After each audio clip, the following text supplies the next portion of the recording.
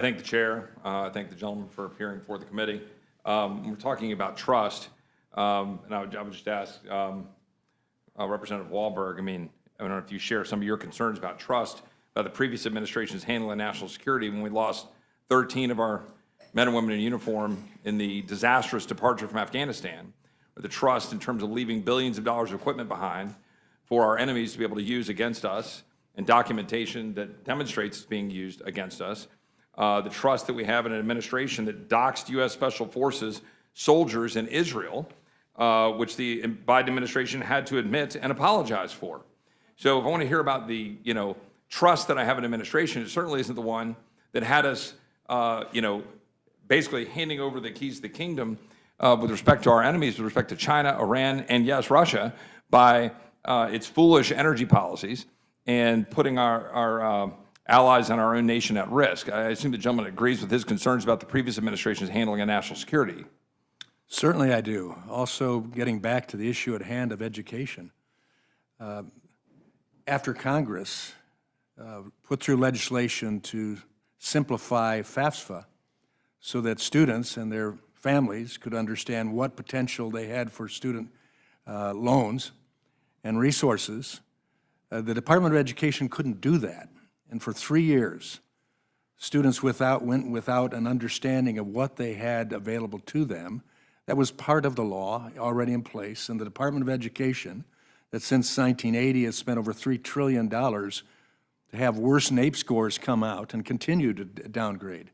So if we're talking about trust, the trust isn't there. But what we're talking of here is simply saying that a professor that takes some funds, a gift, has to come under the basically same provisions as a member of Congress in what we have to report and what we receive. That's trust. That's security issue.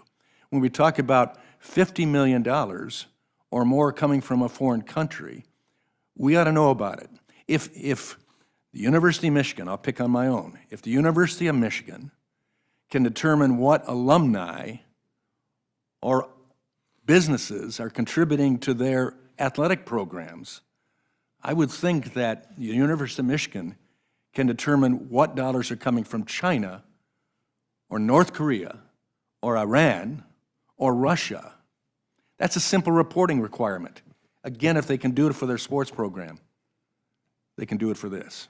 And to be clear, this legislation garnered 31 Democrats in support of it in the last Congress. Is that correct? That's correct. And we're addressing issues, for example, that American colleges and universities have disclosed $40 billion in foreign funding since 1981. Is that correct? That's correct. Including $1.1 billion in foreign payments in 2021 alone. And specifically, for example, a congressional investigation of certain research universities making clear that $40 million in unreported research contracts with the Chinese Communist Party. Is that correct? That's correct. So all we're trying to do, again, with 31 Democrats in agreement in the last Congress, is point out the extent to which we have our own enemies and our own adversaries funding our own institutions of higher education, which is undermining not only our national security, but the education of our youth. Is that correct? That's correct. So pretty straightforward piece of legislation. Chinese sources have participated in donations or contracts worth more than $426 million to U.S. universities since 2011. Does that sound about right? That sounds about right, maybe not quite enough. And so, exactly, it's probably more. And we wouldn't know because there's a lot of anonymous sources that we can't track. And we're trying. 117 wasn't used in the last 4 years. So for all of our constituents out there listening, we simply just want to know whether your taxpayer dollars or borrowed money, how that's being used to set up universities that then have foreign money coming in to have massive influence on what your children are being taught and educated, and whether that's undermining our own national security. That's what we're trying to do here. And the IP that is taken. And there should be nothing partisan about that at all, correct? Shouldn't be. This is a bipartisan bill. Yeah, and the last point I'll make, and I'll yield back, is on the other matters, boards to say are unimportant. For the average small business owner who's having to deal with regulations and walk-in refrigerators or whatever it might be, it's really important.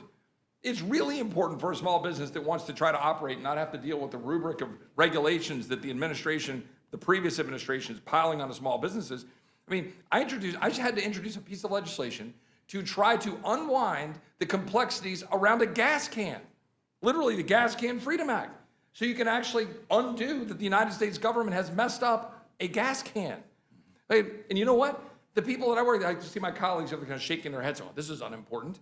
You know what's important to? All the guys that I work with around my district who are just beside themselves frustrated. They literally can't just go buy a $5 gas can filled with gas and pour it into their freaking tractor without having to go through all the gyrations of a highly regulated device, supposedly for their safety. The American people are sick and tired of it.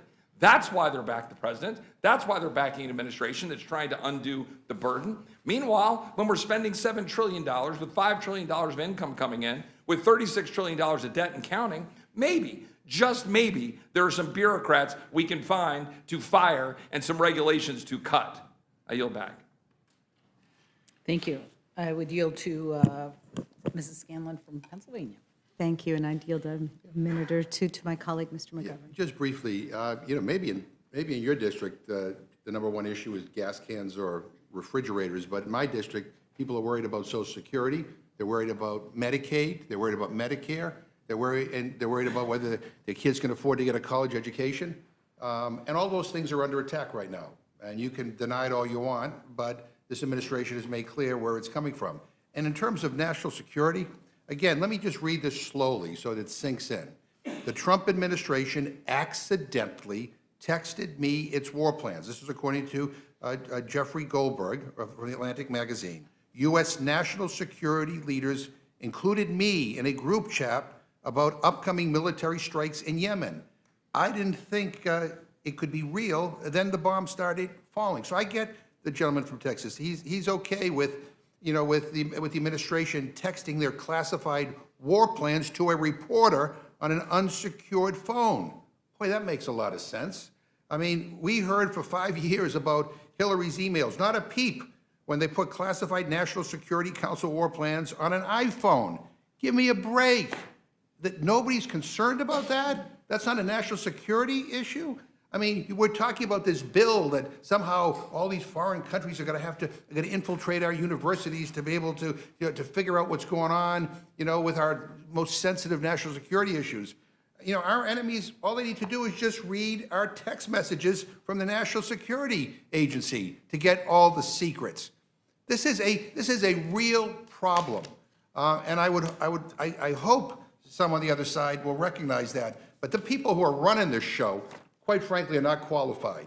I yield to the gentleman. Well, we don't want to we don't want to lose the fact that any gift that has the possibility of influencing a college is already reportable. This just brings the threshold down to 0 for a list of countries that nobody knows what's on the list. So if I get a cup of coffee, that has to be reported. You got to report it. That makes a lot of sense. Talk about excessive bureaucracy.